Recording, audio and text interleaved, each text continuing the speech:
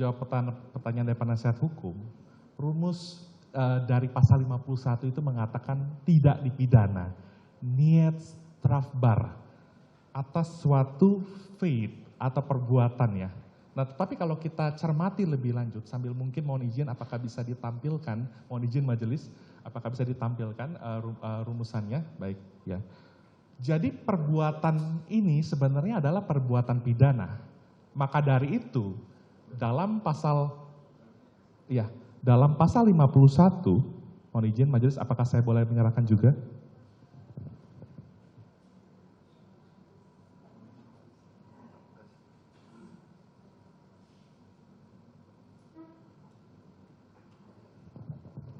Izin mengulangi majelis. Jadi dalam pasal 51 ayat 1 ini yang dihapuskan adalah elemen melawan hukum. Berarti sebenarnya ada suatu perbuatan melawan hukum di sana gitu. Tapi memang rumusan awalnya adalah faith ya atau perbuatan.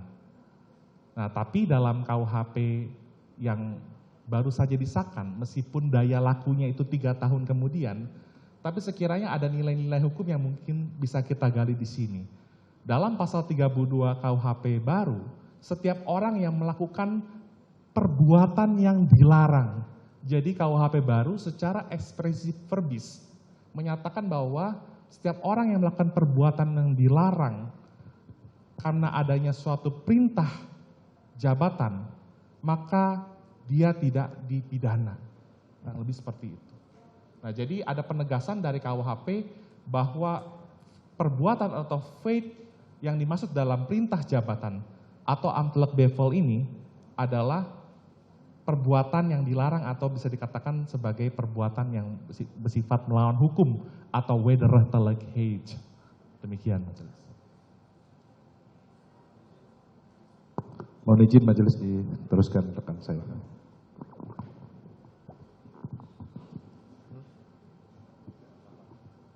Baik, terima kasih Saudara Ali. Melanjutkan tadi Saudara Ali telah menyebutkan soal perintah jabatan ya. Saya ingin langsung ke pertanyaannya. Apa saja yang menjadi unsur-unsur utama dari perintah jabatan tersebut?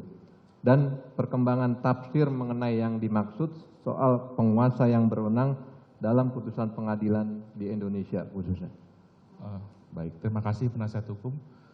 Jadi penegasan mengenai bahwa perbuatan yang dimaksud adalah perbuatan yang dilarang, mohon izin majelis sekaligus sebenarnya mengakhiri perdebatan di antara para pengamat hukum, apakah perbuatan yang diperintahkan oleh pejabat yang berwenang itu sebenarnya merupakan perbuatan yang melawan hukum atau tidak gitu ya. Nah tadi kalau ditanyakan apa saja unsurnya, maka kalau kita merujuk pada perkembangan jurisprudensi, putusan-putusan pengadilan mulai dari tahun 1950 sampai 1970, maka sebenarnya titik tekan dari jurisprudensi ini adalah yang pertama subjek dari pemberi perintah tersebut. Artinya bicara tentang subjek pemberi perintah tersebut atau pejabat yang berwenang atau penguasa yang berwenang yang dalam bahasa aslinya dikatakan sebagai bevoegde-gezag, itu berarti dia memang memiliki otoritas. Dan titik tekan yang kedua dari jurisprudensi tersebut adalah isi perintah tersebut. Ada perintah jabatan yang diberikan oleh orang yang memang memiliki otoritas untuk memberikan perintah tersebut. Nah dalam perkembangan ya majelis, meskipun tidak ada kaitannya langsung dengan pasal 51 KUHP, ada beberapa putusan Mahkamah Agung dalam perkara tindak pidana pelanggaran HAM berat dalam kurun waktu 2004 sampai 2007. Ada tafsir dari Mahkamah Agung atau ratio decidendi ya sebagai pertimbangan hukumnya, itu yang menafsirkan sebenarnya siapa yang dimaksud dengan penguasa yang berwenang atau pejabat yang berwenang tadi gitu ya. Nah jadi menurut Mahkamah Agung, itu yang pertama adalah ada hubungan secara de facto dan de jure dari perintah yang diberikan tersebut. Dan kemudian titik tekan yang kedua adalah ada pengendalian efektif yang lahir dari hubungan hierarkis kepemimpinan atau chain of command yang biasanya bisa dijumpai dalam dunia kemiliteran atau juga dunia kepolisian. Kurang lebih seperti itu. Oke, baik Ali. Nyambung dari pertanyaan tadi soal perintah jabatan, parameter apa yang dapat digunakan untuk menilai dan menguji bahwa pelaksanaan suatu perintah jabatan tersebut memang benar-benar dapat membebaskan si penerima perintah dari pertanggungjawaban pidana? Mohon izin majelis, memang benar secara objektif perlu saya sampaikan, tidak semua perintah jabatan itu bisa membebaskan si penerima perintah ini dari pertanggungjawaban pidananya. Akan tetapi paling tidak ada dua asas yang bisa kita gunakan secara objektif atau menjadi parameter untuk menguji keabsahan dari perintah jabatan atau amdal bevel tersebut. Yang pertama adalah asas proporsionalitas.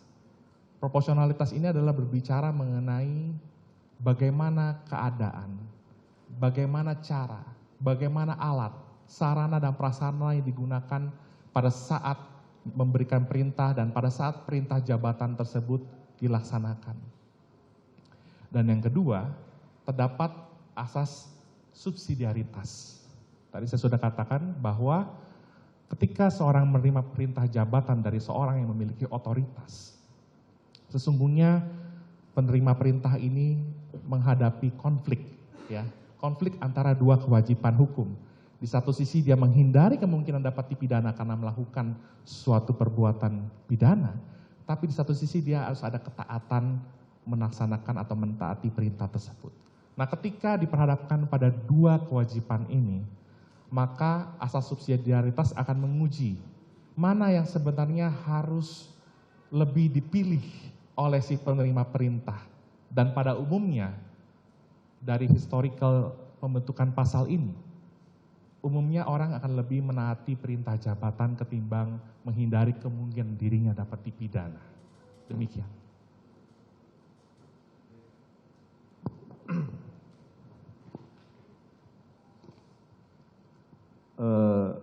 Apabila seseorang penerima suatu perintah jabatan dari penguasa atau pejabat berwenang untuk melakukan suatu perbuatan yang melawan hukum, misalnya tindak pidana pembunuhan, apakah ia si penerima perintah dapat berlindung dan dengan menggunakan alasan adanya perintah jabatan sebagaimana dimaksud pasal 51 ayat 1 KUHP yang saudara Ali tadi? Iya. Jadi sebenarnya pembentuk undang-undang ketika merumuskan perbuatan yang dilaksanakan karena perintah jabatan, sama sekali tidak membatasi perbuatan pidana apa saja yang diatur dalam pasal 51 ini, karena ini memang adalah ketentuan yang bersifat umum ini, pasal 51 ini. Jadi memang pada prinsipnya hakikatnya orang itu tidak boleh membunuh, orang itu tidak boleh merusak barang milik orang lain, atau tidak boleh mengambil milik orang lain. Tetapi karena perintah tersebut, elemen dari perbuatan melawan hukum itu dihapuskan. Nah, mengapa demikian? Karena memang ketika perintah jabatan ini diberikan, ada hubungan hukum publik yang terjalin di antara pemberi dan penerima perintah, atau public rhetoric for holding. Meskipun dalam perkembangannya, bukan lagi hanya perintah, melainkan juga instruksi, dan hubungan antara yang diberi dan diberi perintah itu tidak harus berstatus pegawai negeri, gitu ya, ada hierarki seperti itu. Yang penting ada otoritas publik ya dari seorang penguasa atau pejabat yang berwenang tersebut.